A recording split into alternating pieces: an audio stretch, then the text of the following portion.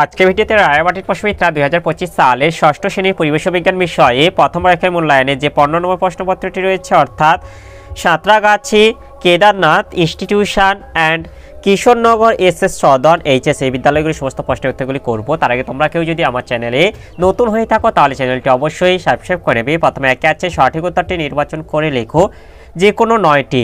এক আছে যে কোনো চওড়া গোল পাতাওয়ালা গাছে বাসা বাঁধে, এটা হবে লাল পিঁপড়ে। এরপরে 2 আছে ম্যাগনেসিয়ামের চিহ্ন হলো, এটা হবে Mg। এরপর 3 আছে দুধ হলো, এটা হবে মিশ্র পদার্থ। এরপর 4 আছে কার্বন ডাইঅক্সাইডের সংকেত হলো, এটা হবে CO2। এরপর 5 আছে দ্রবণ হলো একটি, এটা হবে মিশ্র পদার্থ। এরপর 6 আছে পাকস্থলী অন্ত্র পেশি মস্তিষ্ক ও যকৃতে বাসা বাঁধে যে পরজীবী তার নাম হলো, এটা হবে ফিতাকিমি।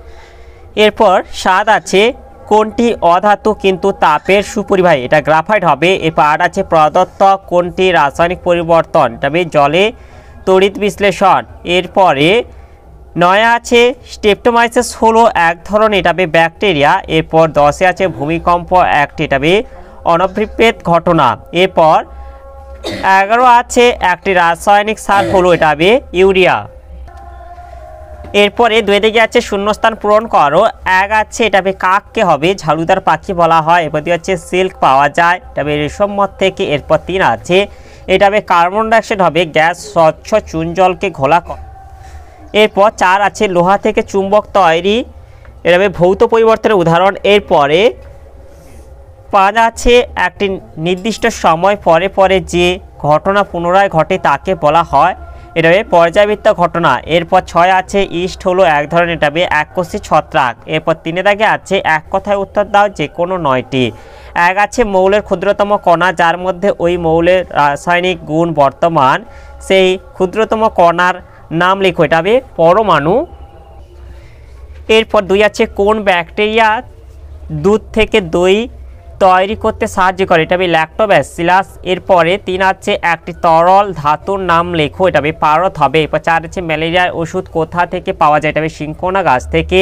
এরপর 5 আছে H2S এর মধ্যে S এর যোজ্যতা কত, এটা 2 হবে। এরপর 6 আছে মেটে প্রকৃতপক্ষে কি, এটা হবে লিভার হবে।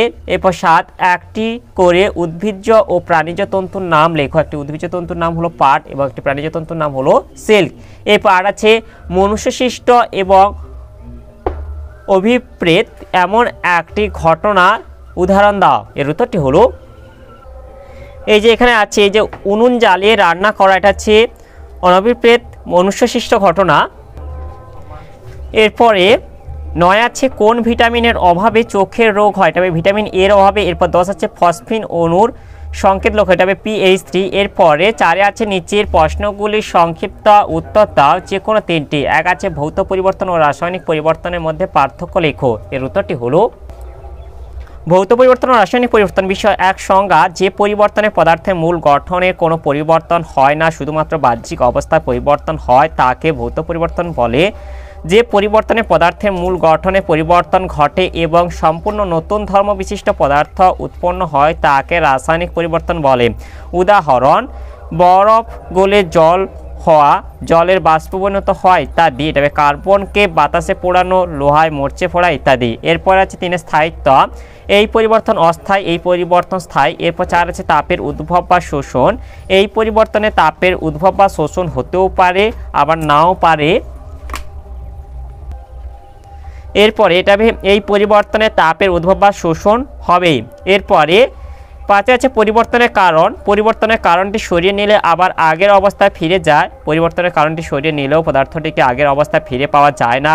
এবার 6 আছে পদার্থের ওজন, ভৌত পরিবর্তনের ফলে মূল পদার্থ ও উৎপন্ন পদার্থের মধ্যে ওজনের কোনো পার্থক্য হয় না, একই থাকে। রাসায়নিক পরিবর্তনের ফলে উৎপন্ন নতুন পদার্থের ওজন মূল পদার্থের ওজনের চেয়ে বেশি বা কম হতে পারে, তবে মূল পদার্থের মোট ওজন ও পরিবর্তিত পদার্থের মোট ওজন সর্বদা সমান হয়। এরপর 7 আছে অভিমুখ, ভৌত পরিবর্তন একমুখী ও উভয়মুখী হয়, রাসায়নিক পরিবর্তন সর্বদা একমুখী হয়।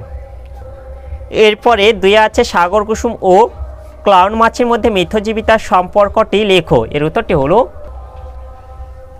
সাগর কুসুম ও ক্লাউন মাছ থাকে সাগর কুসুমের সঙ্গে, সে সাগর কুসুমের শত্রু যেমন বাটারফ্লাই মাছকে তাড়িয়ে দেয়, আবার সাগর কুসুমের খাবার পড়ে থাকা অংশের ভাগ পায় ক্লাউন মাছ। আবার অনেক সময় ক্লাউন মাছকে তাড়া করে আসা প্রাণীরা সাগর কুসুমের শিকার হয়। এরপরে তিনি আছে পরিশ্রাবণ কি? পরিশ্রাবণের ক্ষেত্রে পরিশ্রুত ও অবশেষ বলতে কি বোঝায়? এর উত্তরটি হলো পরিশ্রাবণ যে প্রক্রিয়ার সাহায্যে কোনো তরলে অদ্রবীভূত ভারী কঠিন পদার্থের সূক্ষ্ম কণাগুলিকে ফিল্টার কাগজের মাধ্যমে পৃথক করা হয় সেই পদ্ধতিকে পরিশ্রাবণ পদ্ধতি বলে। এরপর যেটা হচ্ছে অবশেষ ও পরিশ্রুত।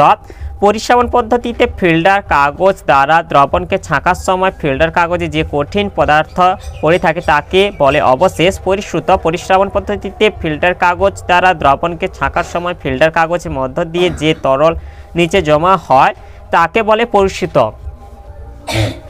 এরপরে 4 আছে হাইড্রোজেন গ্যাসের ধর্মগুলি লেখো। এর উত্তরটি হলো হাইড্রোজেন গ্যাসের ধর্ম হলো 1 হাইড্রোজেন বর্ণহীন গন্ধহীন গ্যাসীয় পদার্থ আর বাতাসের চেয়ে হালকা। 2 অক্সিজেনের উপস্থিতিতে আগুন দিলে হাইড্রোজেন গ্যাস নিজেই জ্বলে।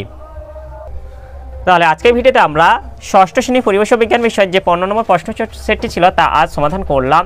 আর তোমরা কেউ যদি আমার চ্যানেলটা এখনও সাবস্ক্রাইব করে রাখোনি তাহলে চ্যানেলটা অবশ্যই সাবস্ক্রাইব করে নেবে এবং ভিডিওটি ভালো লাগলে ভিডিওটিকে অবশ্যই লাইক কমেন্ট ও শেয়ার করে দেবে।